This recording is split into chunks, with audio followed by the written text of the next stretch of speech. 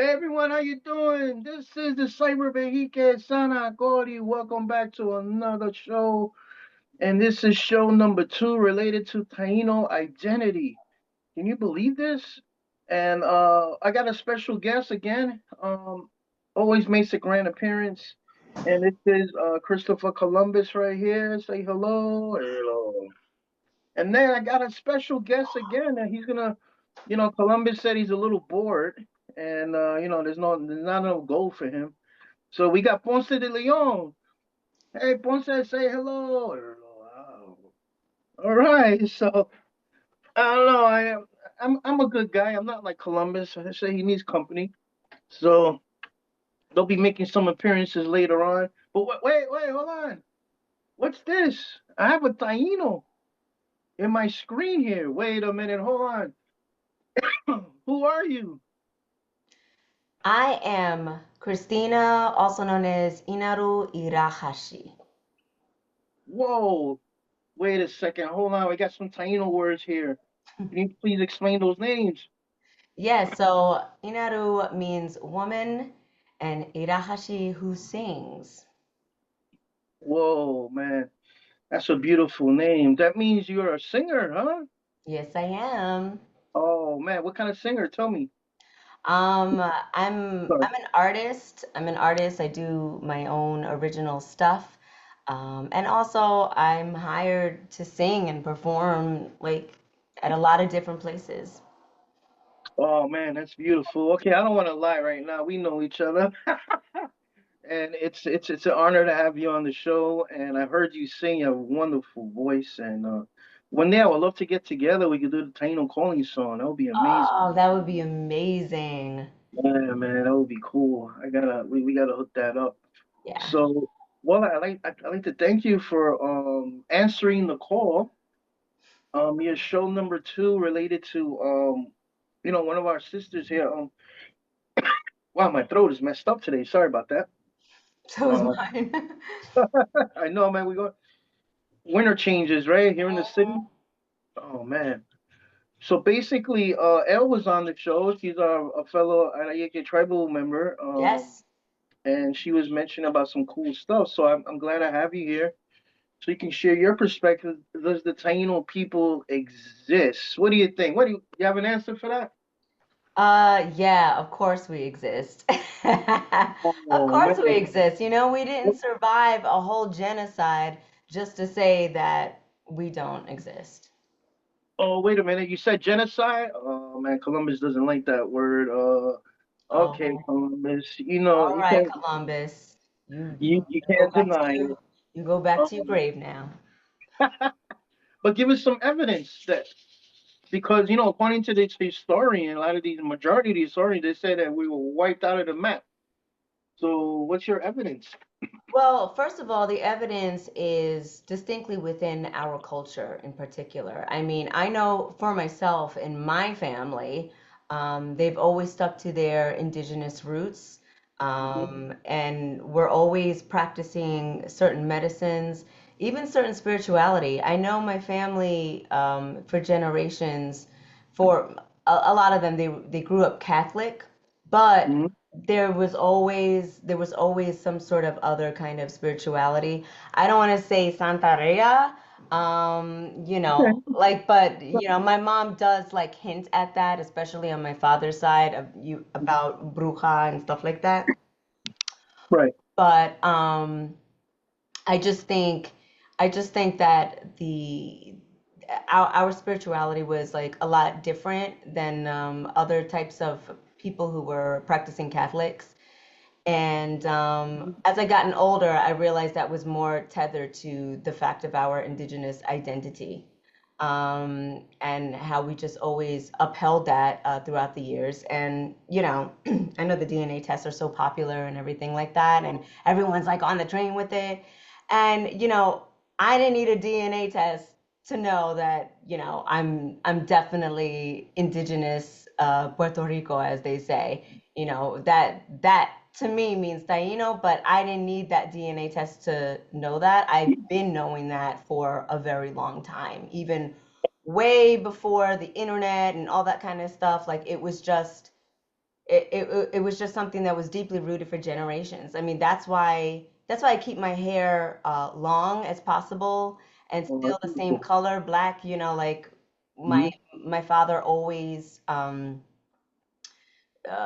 put that into me when I was little, like, oh, just be proud of your hair and keep it long and all the kind of stuff that actually can tie up with indigenous identity and stuff like that. So, Mm. yeah, I mean, it's the culture, besides being the bloodline. I mean, yeah. Oh, that's true. So you're saying you're definitely, you're born into it traditionally Mhm. through bloodlines, but also culturally. Talk about that, the culture. Yeah, the culture. I mean, there are still things that, for instance, even through the language, the way that Boricua speaks Spanish, Right. it's kind of instinctively, it has the mixture of the words, the West African words and stuff like that, which is very important, also to our identity. But also, the way we say, like some people say Puerto Rico, like they don't say the R, they say the L, Puerto Mm-hmm. Rico, and Yeah, it's right.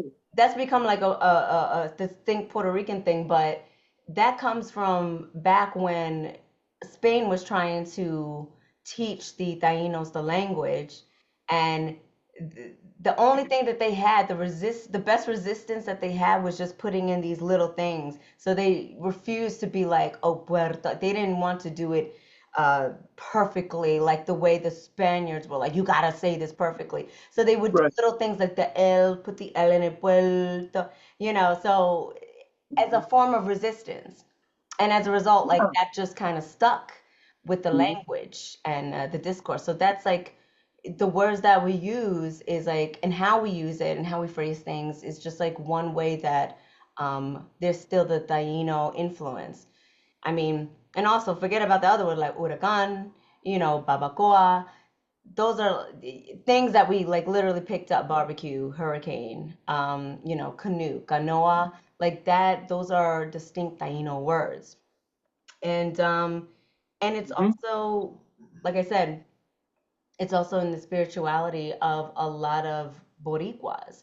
I mean, we've taken the spirituality of our West African folks who came here with their own sense and like hoodoo and stuff like that.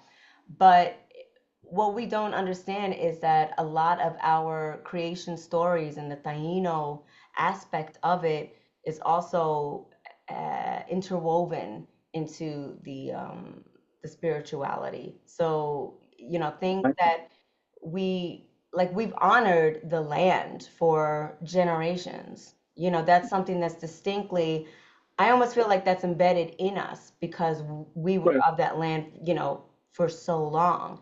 And I feel like our ancestors have given us the DNA to understand our terrain and respect the island and things like that. And also Yeah.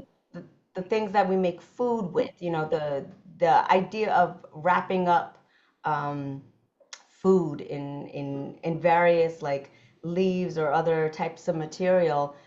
Not only the West Africans did that, but also the Tainos, they did that as well. They would wrap up, the cassava and all that kind of stuff in different ways.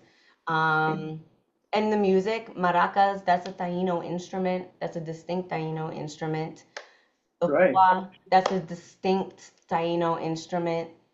Um, so it's been interwoven in a lot of the things that we do, and just as a culture. That's why I feel like when people say the Taino is dead, no, not really.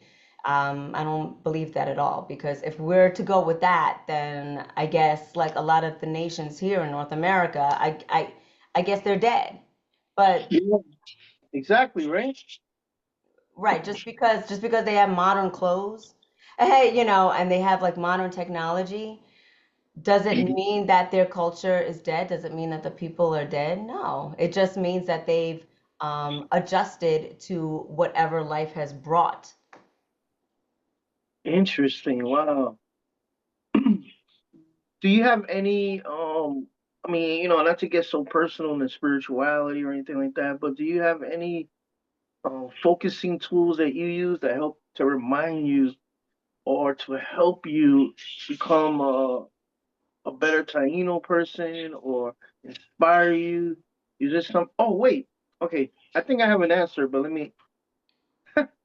I'm jumping the gun. I don't want to answer the question because I'm asking you.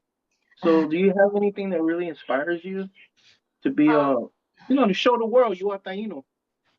Um, the thing that inspires me, I mean, I mostly, I pray to my ancestors. I talk to my ancestors, especially my dad. He became an Mm-hmm. ancestor, when I was still a teenager and stuff like that. And as much as his physical was missing on this earth, I never felt like he went away.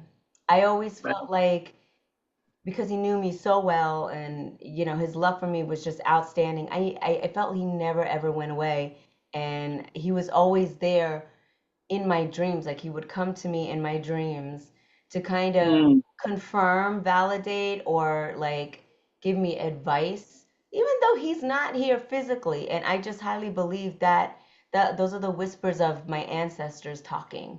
Um, and I've always believed that, because there's been a lot of things that should have never happened, that happened, very serendipitous moments in my life that nobody else could ever possibly know except the ones that are closest to me. And the person that was closest to me, even through his transitioning in life to the afterlife, like, he knew exactly like who I was, and like made things happen. And of course, you officiated my wedding last year. Hey, that was awesome. Oh, And when's the last year, right? That's right. oh, yeah, yeah, 2024. Yeah. Yeah, My yeah, husband was like, "No, it was 2 years ago, man." that's what I was thinking. Yo, time is crazy, man. Time um, flies. yeah, and that was a very that was me showing a whole lot of people in my life, like, this is what I'm about. This is one of the most important aspects for me. And they loved it. I mean, even the most religious kind of people there, Mm-hmm. they absolutely loved the ceremony, because it was Wow. it was so respectful. It was, especially when you blew into the shell Mm-hmm. 4 times for the winds and stuff like that, the direction of the wind, the Yeah, four yeah. different What directions and the stuff like that. And it was like instant goosebumps, like, people were just like, mm, whoa, like, this is insane. And it was great. And I had my dad with me. um mm, Cacique, Stephanie, mm, yeah, she made a beautiful feather pin with my dad's mm, image in it. So that was for my wedding. She specifically made it for beautiful. my wedding. And my oldest brother, was the one who walked me down the aisle. And my brother was not feeling too good either. He was kind of sick, but he wanted to be there anyway. And he Mm-hmm. carried my dad on his shirt, and, like, they walked me down. They I walked me. remember the pin, yes, and I remember that. Wow, that's as a dad myself, man. I know your dad is very happy in the spirit world that you're honoring him, like this. Yes. And I wanted to Wow. add too that when my dad passed away, they had a Puerto Rican priest uh Mm, who recited a Taino poem. So, what? yeah, Whoa. he recited a Taino poem, and I was like, wow, like, the attention to detail was, like, really crazy. But yeah. That's amazing that a priest would do that. I know there's a lot of priests who are Puerto Rican, and it's a fine line, right? When you try to honor both traditions, right? The Christian and the Taino, but hey, we can't condemn anyone, right? We can't judge. And look at that priest did a good job. Look at that. Great job. Yeah, he did. He did a great job. That was just so surprising because my dad was always proud to be Taino, always. I mean, we go at the powwows and we represent and we get excited every time we saw a Taino, a little Taino table or anything like that because back then in the 90s we weren't really like respected in the North American region, Right. stuff like that. It's only now that really they're starting to recognize, yeah, like we're here, we're very proud peoples, we've always been. So. Yeah, yeah. I remember, want to judge the natives, but we always used to be like a joke, like, oh, you guys are just Puerto Ricans. Yeah, But, yeah, but it inspired us, because little by little we got that recognition, yeah, so like we didn't go around with our DNA or anything, but we proved it through our actions, right? And that's what you were yeah, saying before, right? yeah. And you're a fancy dancer, right? Oh man, fancy dancer, yeah. Yeah, man. So yeah, because that's what see. I'm glad you mentioned that because natives, as they started accepting us as Taino indigenous, they started gifting us with their traditions. They were helping us along the way, and can't ask for anything else. That's great, Yeah. absolutely. I was gifted with the fancy dance style, and that's an old tradition where you a teacher like yourself as a musician, you teach your students, right? So you Hmm. have that lineage. Your future students will refer back to you, and Yeah. that's what natives do Yep. to dance. So that's amazing. Yeah, good point. Good point. Oh, I wanted to mention because I almost answered your question. Back I think it was during COVID. You started doing videos of the language, and Yes. and that was kind of instrumental because when a lot of people weren't doing that, you did it. So share a little bit about that. It was something that I felt like I just felt like I had to do it because there were already some whisperings on Facebook where people were looking to like reconnect because it started out as people saying, I I I feel they were feeling like they felt lucky in a sense because they were talking about talking to their ancestors and all that. I'm talking specifically Boricuas, talking to Hmm. their ancestors, and they've always felt like their ancestors watched out for them. And this was like a community on Facebook that I happened to see and everything like that. So people were kind of interested in reconnecting already. And I think so. My first video that went viral on TikTok was about the existence of Tainos. Like, I, You I, go. I I said nothing in the video. I just Hmm. simply had the words like, we're still here. We never went away. We're still here. Um, but I didn't speak or anything like that. I just let music carry. I put a few Taino symbols on there, and that was that. And that was the first video that went viral. So that Wow. that told me like there are a lot of people um, in the Puerto Rican community, and period, like Oh, Dominicanos, like they're looking to actually reconnect because oftentimes we were told through generations that that's backwards stuff. Like you don't want to get into that they're yeah. crazy, indigenous people are crazy and stuff like that, whatever, so it was looked at negatively.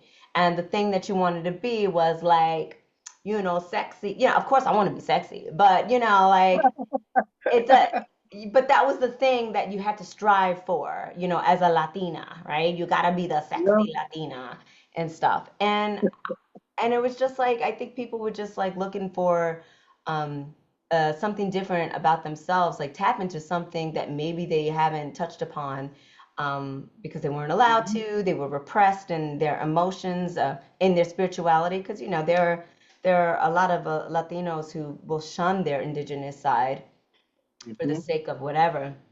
But I was like, this is a perfect time, and it just kind of took off. And then when I think his name is Professor Javier Yes. Hernandez, right?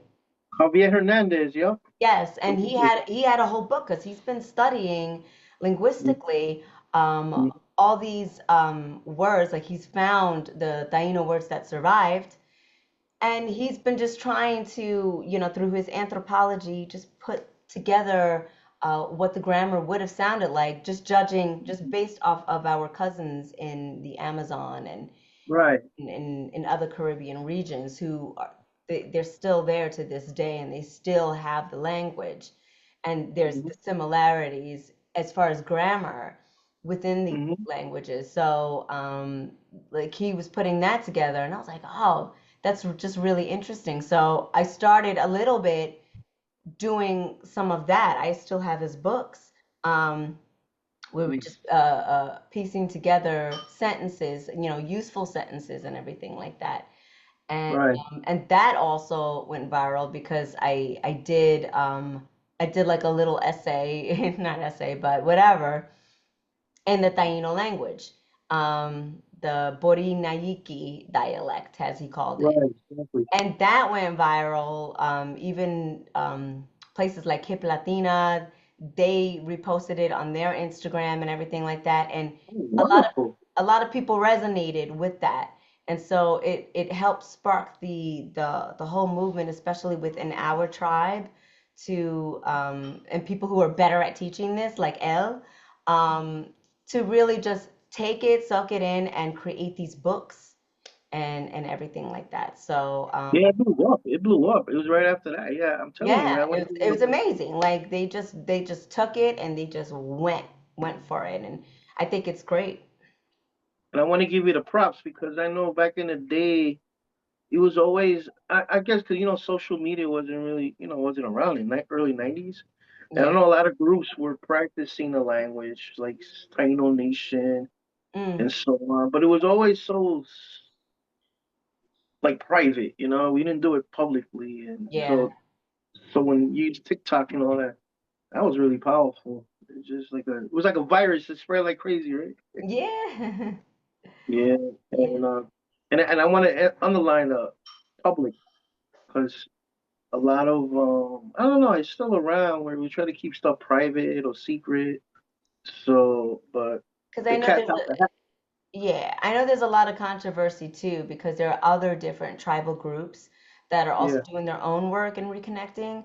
So right, it's almost be like it became a little bit ugly where people like I don't think I want to like publicly teach or show the public like some of these things because there are other groups that are just like no, no, it's really this and that, so it became like a little bit ugly where people are just like trying to denounce or deny or invalidate people's identity.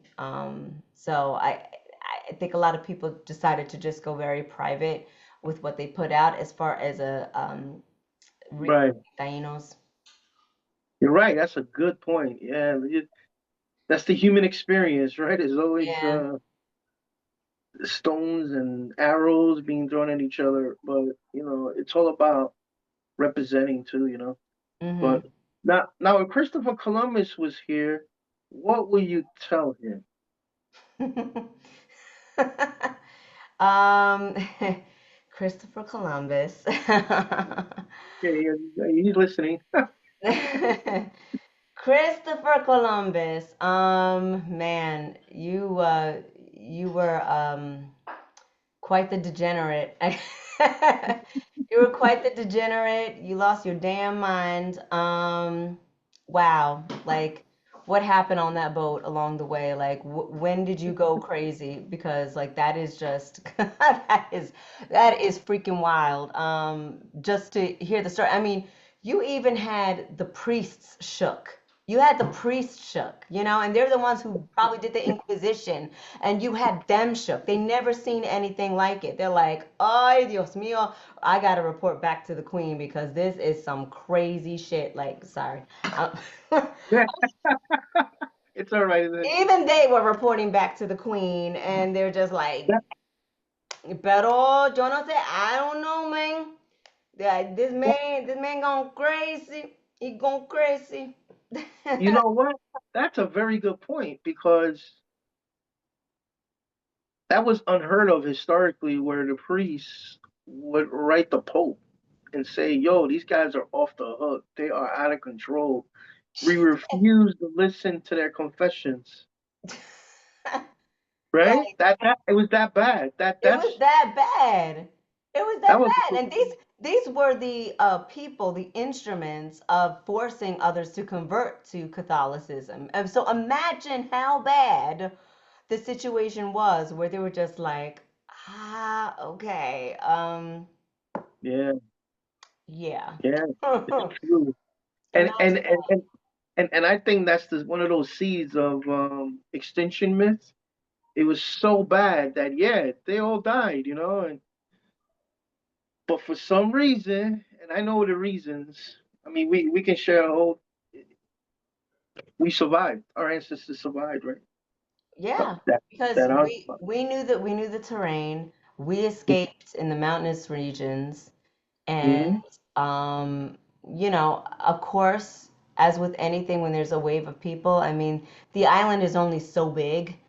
It's only oh so big before you start, mixing with people and everything like that. But it's very strange because when they spent time with us and they knew our demeanor, they knew our temperament, and they realized that they took advantage of that. Now all of a sudden we were noble.